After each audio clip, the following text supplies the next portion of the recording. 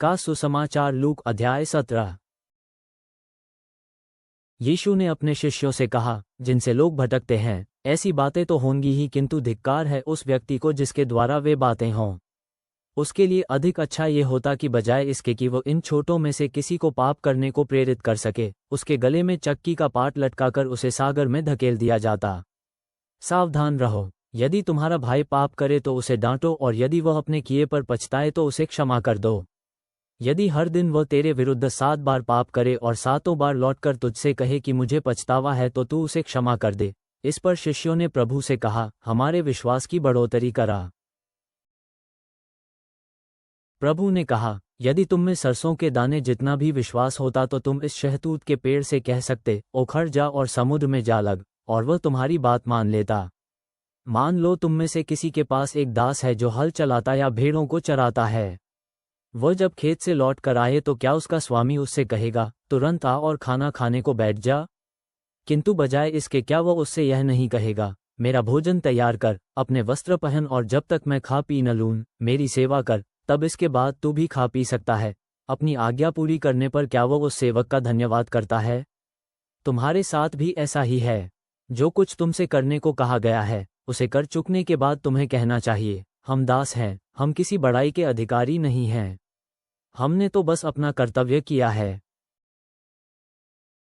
फिर जब यीशु यरूशलेम जा रहा था तो वह सामरिया और गलील के बीच की सीमा के पास से निकला।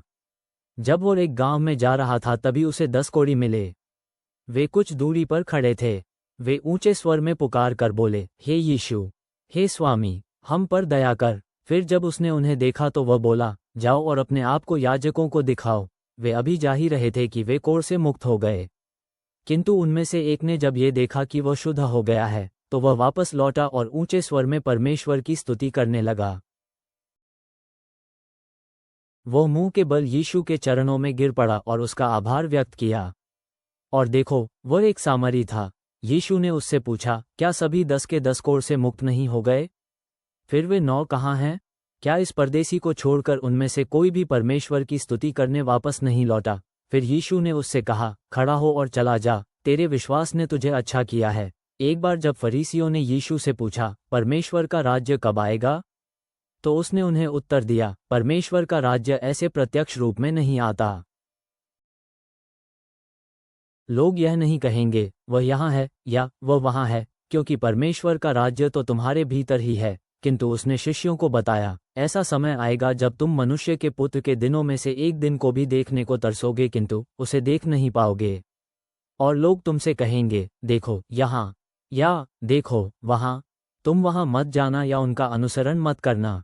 वैसे ही जैसे बिजली चमक कर एक छोर से दूसरे छोर तक आकाश को चमका देती है, वैसे ही मनुष्य का पुत्र भी अपने दिन होगा।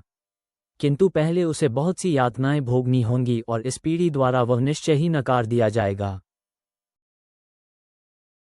वैसे ही जैसे नूह के दिनों में हुआ था, मनुष्य के पुत्र के दिनों में भी होगा।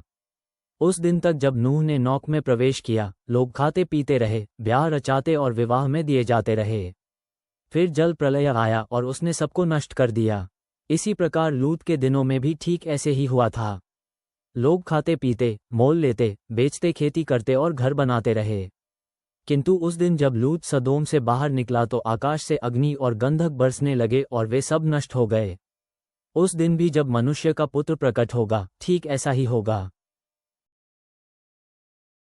उस दिन यदि कोई व्यक्ति छत पर हो और उसका सामान घर के भीतर हो तो उसे लेने वह नीचे न उतरे। इसी प्रकार यदि कोई व्यक्ति खेत में हो तो वह पीछे न लौटे।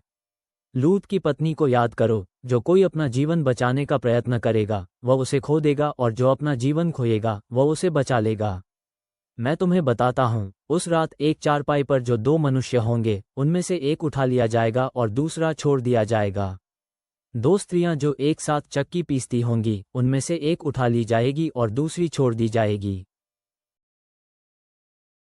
फिर यीशु के शिष्यों ने उससे पूछा, हे प्रभु, ऐसा कहाँ होगा?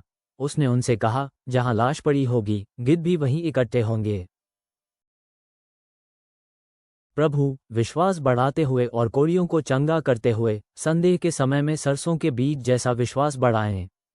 संबंधों में टकराव के समय बार बार क्षमा करें। बिना प्रशंसा की अपेक्षा किए कर्तव्यनिष्ठा से सेवा करें। प्राप्त कृपाओं के लिए धन्यवाद लौटाएं। आशा में हमारे हृदयों को मजबूत करें। आमीन।